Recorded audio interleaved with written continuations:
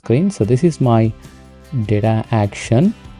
So as I'm recording this session in the late February 2026, this is the new feature I have come across in SAP Analytics Cloud.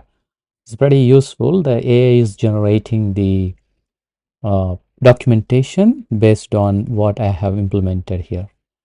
So it's really useful. We don't need to spend our precious time in documenting the whatever the specifications, the technical specifications anymore. So it clearly wrote what I have implemented in this scenario.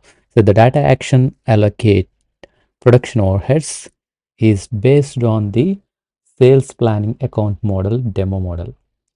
It consists of 4 steps. Yes, 1, 2, 3, 4 steps.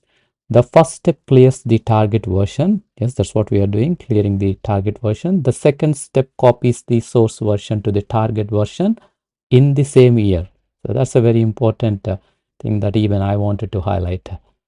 And the AI captured it very nicely. The third step, aggregate quantities and store their total temporarily. That's another important thing that we are going to discuss. The fourth step calculates the allocation ratio and allocates production overhead costs. Excellent.